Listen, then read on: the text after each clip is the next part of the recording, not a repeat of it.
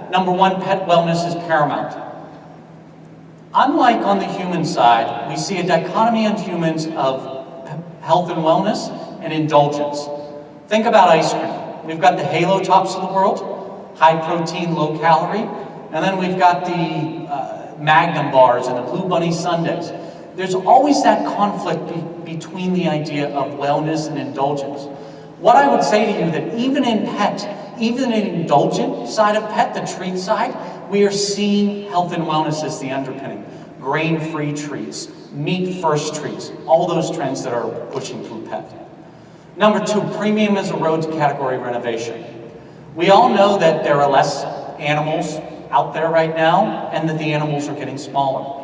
We cannot solve that problem, not as suppliers, not as manufacturers, not as insight individuals. However, what we can do is increase the quality and the premiumness of what is in that bowl to help bring prices up and help drive the marketplace. And then finally, analytics to drive decision making. I'm so excited you're having this workshop today because we at Nielsen talk about the idea that it is no longer about going with your gut. This is a very, very competitive industry right now, and you really need to use data science and analytics to make decisions, and the folks at Brushing Shoes we know spend a number of years looking at that.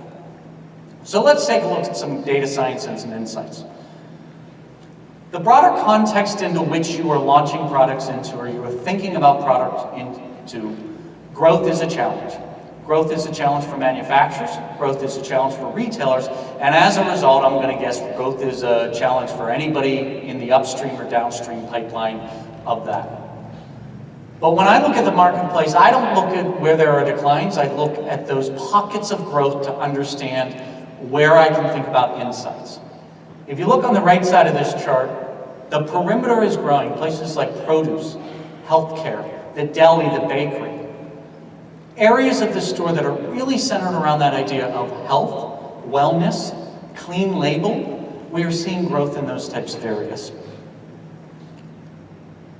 And because of that, there are three macro trends that I would tell you to put as a context as you think about pet today. The first is natural, the second is free from items, and the third is artificial ingredients. Now somebody would say to me, hey James, aren't these three the same? They absolutely are not. Not to the consumer, not to the manufacturer. There are nuances to them, and we need to understand the importance of where they sit in the marketplace to understand where we innovate next. Starting with natural. Natural claims have risen across categories and across departments over the last few years. And not surprising, the two biggest departments for natural are baby care and personal care. Think about it, these are things we're putting on our body and giving to our small children. But when you look at the growth rates, notice the pet, the red line there, is moving in lockstep with baby care. Pet has had one of the largest growths in terms of share of the category of natural, and it's moving to the point where it's almost at some of those higher end categories.